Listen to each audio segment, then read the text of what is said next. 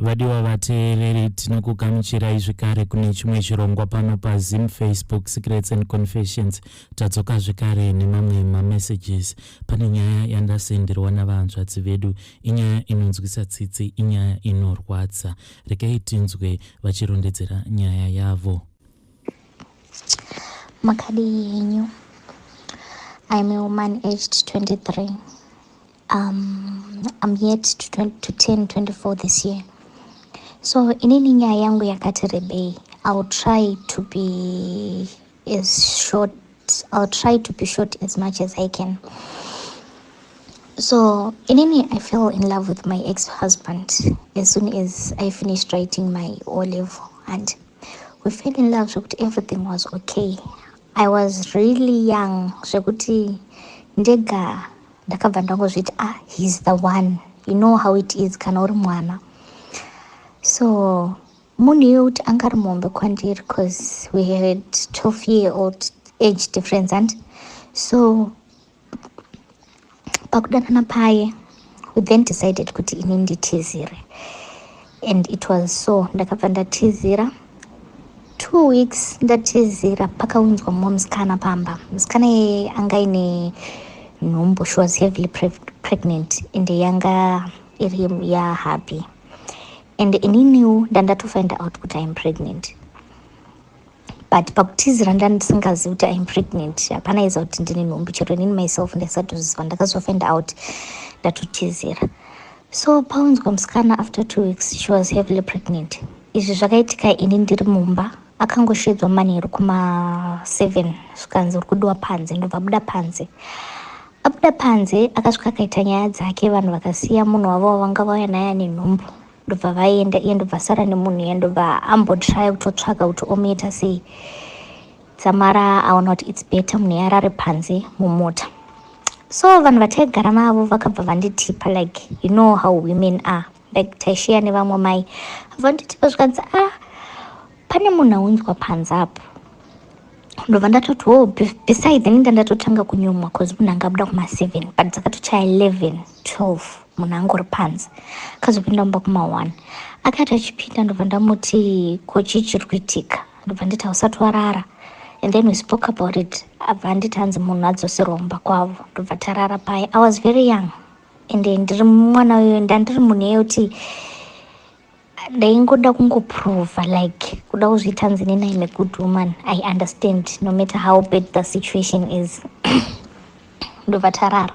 Makuseni pakumuka mai vaive kundiudza futi vakanditi iwe munhu iyoyo yanzi aripo panze. Ndikati ari kunzi akaenda 1 zvikanzi aripo panze, and if she spends another day or another night ari panapa muchazoitoita barika muri pano. Ndobva tabuda panze. We managed kuti musikana iyoyo aende. Aenda ndakasara ndikarwa nahappy. In fact takanetsana, but iye ndobva ita ashabva ndirova. Zvikanzi ndingastresswe nevanhu vekunze, ndostresswa nemunhu andinopasadza. Zvaitika ndobva azouya akunyengera kuti I'm sorry chichi, I don't know what got into me, stress chichi. Ndobva ndamunzwisisa. Tagara, that same lady anga ine nhumba yakumba kwavo became a problem because habe aibva kwandiri oenda tune that lady onosweet talka uko.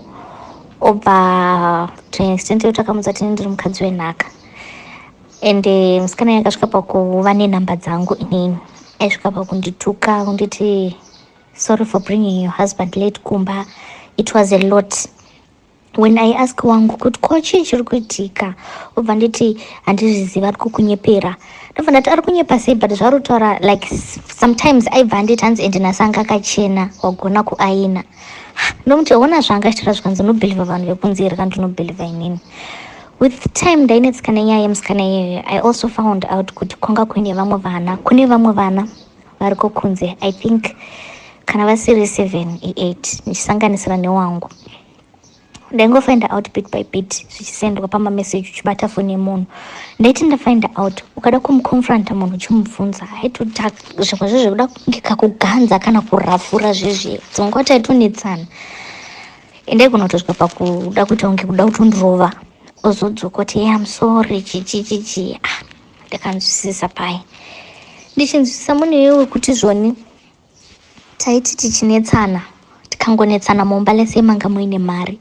Aibva tora mari iyoyo obva aitora yese ameno zvaainoita aitora unoishandisa uko ozoya iye asisina mari. Kana kuti kana mumba manga makupera chikafu lese mabhesiti nedzemba mama kupera kana manetsana kuti taigona kutoita 1 week tisiri kutaura tese ende munoti ndetichiro nchibika aigona kusatodya chikafu changu aenda unokutura panze paimbo. So aisatotenga chikafu kana tanetsana. Chingonzwira munhu wangu ndobva pasvika pakuti ndakapona inini mwana. Ndapona mwana ndobva audza musikana uye ndaifunga kuti vanhu vachataura because taingonetsana kwangobuda futi nyaya yevamwe vana. Ndapona mwana. I was surprised ndiri muchipatara. That lady futi achindisira messages kwanzi congratulations on your baby. Yeah, because inini I gave birth through Caesar. So akabva nditi yeah, just apply betadine to the wound. Unoita right. I was shocked ndikamubvunza kuti kwaudzirei munhu zvikanzi ndambomudza munhu yairamba zvinhu zviri pachena. I had to let it slide because ndakagara muchipatara kuti mazuva ndikazobuda tikaenda kumba. Ndikazobuda ndabuda ndobva tambonetsana life ikati omei. Taigara kuBulawayo ndobva tabva tikaenda kuHarare. TakuHarare takatambura handidi kunyepa. Takatambura zvoti ndaiti ndikawana mavheji ndaifara kufara kuti ndawana mavheji. Musi wandendatowana machansi ndaisatobatika nemake kuti ndine machansi ekusevesa.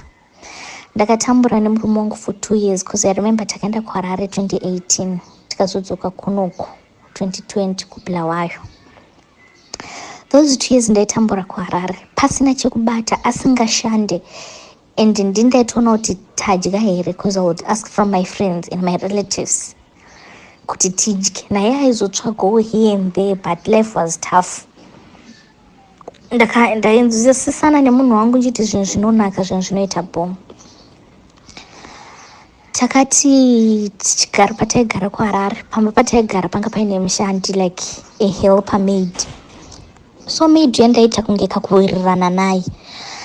My husband would ask me kuti maid uyu ane noise because munhu anga aine mwana wake anga achiri mudiki. Zvikanzi vanenge vachita noise nemwana wake achitongoseka pachitongoti nyaya. Ndobva rimwe zuva azonditi anzi ko baba vemwana anoti varipi. Ndikati iwe hadzisi nyaya dzangu dzodzo handitombozive ndanditomborina kana nguve kubvunza izvozvo. Ndobva ndazokumbira foni yamaid uyu ndichida kuita phone call. Ndobva ndaona mune mamessages emurume wangu achitaura namaid.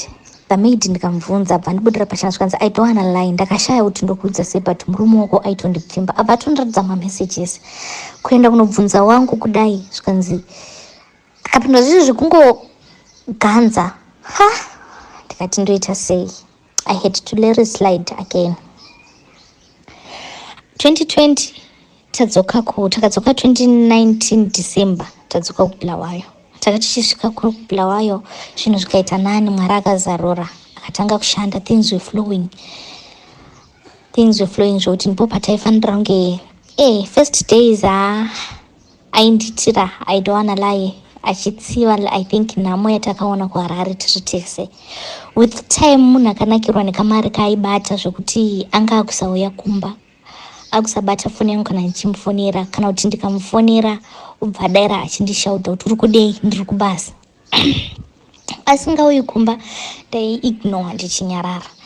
Ndakasvika pakurwadziwa zvokuti aigona kutopinda mba na 2 am uchinyatsonzwa kuti munhu ari kunhuhwirira like snow yekuti vanga vachiita braai weevha kwaari kubva achinhuhwa doro like munhu asingamwe but achitonhuhwa zvezvokuti angachitorovo masipu. Ndonyarara ndaisabvunza and ndaitoti all zvese izvi ndaizviita nemake kuti ndaida kungoprova kuti I'm a good woman. I don't know chii chinoitika nesu vakadzi. Ndobva tagara zvakadaro asingauyi pamba. Ndobva ndasvika pakurwadziwa zvokuti ndaigaya nhamo yandakaona kuHarare ndine munhu but munhu zvakuita kunge zvaanani haachandooni. Ndobva ndatongoti ndegari muzwa nechimumwoyo akambobatwa nembavha umborohwa too much and zvakaitika within 2 days abva abatwa nematsotsi abva arohwa. It was now towards madays elockdown covid. Ndobva arohwa nembavha akauya kumba akarohwa. arowa paya neniwo ndikangonyararo ndikasiya zvakadaro. Kubva musi uyu akatraya kuita nani kuzi basa rakabva rapera, akarohwa ine mari yekubasa akatorerwa. So vanhu vanga vangofunga kwaishanda vanga vangofunga kuti maybe ranga ringori skill. Ndobva basa rapera akamboita good boy. Takagara ari good boy, ndikabata futi phone ndobva ndaona mune mapictures of different women vari kunzvimbo dzakasiyana with those different women. Ndakarwadziwa, I don't wanna lie, and I had to let it slide again. Ndobva tazonetsana 2020 October, tanetsana tikasiyana, ndikasara ndega nemwana. Life was hard, I don't wanna lie. Ndiri munhu kuti ndakamhanyira imba, ndiri mwana mudiki. I never got a chance of upgrading myself, kana kuti ndite business kana kuti chii. Plus nenhamo yatakamboona, anambowana chance yekuda kuti ndivhurewo kana kabusiness kana kuti ndowanawo pekubata. Tanetsana paye October 2020. Ndobva azodzoka futi muna December. I had to forgive him because of situation. Ndamuforgiva paya because of situation. Tagara things zvainge zviri naniwo hazvo, achishandowo achitrayawo nichinzwisisawo. Poitawo pamwe kuti zvinooma zvekuti I would help him ndini ndotsvaga kamari kuti vanhu tidye tichese kana zvinhu zvakaoma. To an extent yekuti pamwe pacho zvazva kusvika pakubohwa kuti munhu uyu ndinomubatsira, I don't wanna lie, but the moment iyeye anoitawo zvinhu zvinenge zviri nani anondivhairira. Ende munhu yekuti back then aiva violent. Saka zvinhu zvokuti zvinhu zvisingabudi mubrain, with time unenge uchirealize kuti panapa boy here kana kuti ndiri kuitiswa. Tadzokera paya makore achifamba 2022 last year. 2022 last year takagara zvitange zviri nani. Muna September I found out kuti angaitisa mwana like muarea muraini padhuze chaipo it's just maybe a kilometer away. Akaitisa mwana wacho kane 2 years. I was hurt, I don't wanna lie. Ndakarwadza zvokuti ndikazvunza kuti naye Mwari inini ndakamboita sei. And in between apa pechiro pese tiriwana kuti taiti tikanetsana ungoita zvinhu zvingori fun kana uda kuita violent, but mune uchingomuregerera. Ndakarwadziwa ndichifind out kuti ane mumwe mwana mudiki anoboda kunyeperai. That was last year. Ndafind out kuti ane mwana mudiki, ndikamubvunza. Abva ambotraya kundinyepera, abva azobuda pachina. Tikavaverenga vana vake vese including wangu va 8 different mothers. I don't wanna lie, munhu wangu life yake aisisina direction or order. Kuti kuri kubviwa ndekupi, kuri kuendwa ndekupi, hauzozivi kuti dzimwe mhepo dzinenge dzichibva kupi. Ndobva tagara, I tried to understand, but zvinhu zvinongondidya mwoyo. Ndobva tagara. So this year ndobva tangogara, munozoti munhu kuti life inombomomera uchimubatsira uri munhu womukadzi. Ndakasvika pakuneta kuti unenge wakungoitawo wakuneta kuti zviri nani, saka ndigare ndega. Vatagara muna April we had a misunderstanding futi. Ndobva andirova. Do you know munhu anongomuka uri kuhope kuma6, ndabva ndangonzwa munhu akundirova, yeye uri kundiurira. This happened nemake kuti akabata foni yangu. Ndobva aona ameno zvemumagroup eWhatsApp, nongori pagroup and anyone can message you ari mugroup iroro. This guy akandimessage akati ndakufarira. I was like to the guy, no sha, inini ndogara nemunhu wangu, zvikanzi akuna munhu asiri wemunhu. So inini yangu mhosva ndeyekuti ndakabva ndaseka that statement, but hapana chandakapindura fedha, zvikanzi munhu wako munozivana unomuda. Akandirova, abva andirova, abva svika pakundiruma zvokuti ndakarwadziwa. Abva apwanya the phone yanga iri foniwo iri naniwo yemariwo iri nani. It was a gift from one of my relatives. Ndobva aipwanya. Takanetsana zvokuti kubva ipapo, it was April kusvika pare zvino tatisina kugara mushe mumba, anoboda kunyeperai. Zvingori zvoti ndanchirwadziwa kuti saka ndosvika kupi munhu achindirova akandiuraya, because that day aitothreatena kuti anzi if I cannot have you it's better I kill you. Ndikuuraya ndozviuraya kana kuti ndoenda kujera. Anoboda kukunyeperai, life yakaoma. And I told you kuti my story is very long, but I'll try to summarize it. It's a lot, I don't wanna lie. And right now ndakagara naye tichinetsana after this incident yakaitika recently andirova. Ndiri munoti tatangoitiro zvongoti ndandichirwadziwa kuti ndosvika kupi ndichirohwa nemurume, ndosvika kupi ndichibatsira munhu asingambondionewo, munhu kuti at the end of the day unonzi utaitisa mwana kwakati, ndine fiye yeye yekuti kwakazoitisa mwana futi. So zvasvika paextent yekuti takanetsana nindobva ndangomuti shanga tisiyana. I don't wanna lie, it's not kuti I meant my words kana kuti ichi, but kuti ipain yaunenge wakufila. Handina kuziva Murume wangu akabva zvitora serious. Ndobva ndazoti rimwe zuva ndisipo ndikaona atora zvimwe zvezvinhu zviri mumba, akanyatsotarisa zvinhu zvedu zvinoti costei, abva atora abva aenda. This happened last week. Aenda ndambotraya kuda kuzvishingisa. I don't wanna lie, but it's hard. Ndichiri kuita kuti ndirwadziwa. I think my bills that I have to settle. So I was asking kuti at least vari mubulawayo ndokwandiri, kana kune kwamunonzwo kune basa ndinoshanda hangu ndikwanise kuzviraramisa nemwana, cause life yakaoma. I don't wanna lie, life yakaoma ende zviri kurwadza zvekuti sometimes ndinotadza kurara, ndinoshaya kana mufaro. Even if I look at my son, my heart sinks kuti naye Mwari wangu, what will become of us? Alright, of course I'm not crying for the guy, asi kuti andina pekutangira. People might ask kuti you have relatives. Yes, but vanhu tinobva kumhuri dzakasiyana siyana. Kumwe kwacho nokuchitoona kuti kunopa vanhu mutoro kwagara kwakatoremawo kudhara. Handina pekutangira. Ndiri muno ndakapererawo paform 4, anaudzwana ngove yekuda kuupgrade since life yacho yangove makata, kungori kunetsana nekuita sei. Kana kune vanozivawo kune basa, at least something chandingaitawo ndishande ndikwanise kusettle my bills, like patogara pamba pacho pandakasiiwa ndinorenda. Food I have just zvishoma. I know soon I will run out of those things. Anditombozivi kuti ndoita sei. I need help. Dzongwa ndinotadza kana kurara ndichifunga mwana kuti mwana ndichamupei. Inini wacho ndakambonyanyotadzei kuti life irwadze kudai, cause zvakaoma. I really need help.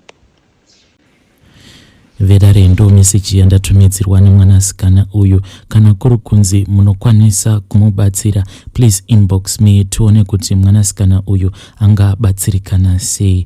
Vedare ndo mamessages andakakubatsirai. Ngatisanganei zvekare mune zvimwe zvirongwa zvinotevera.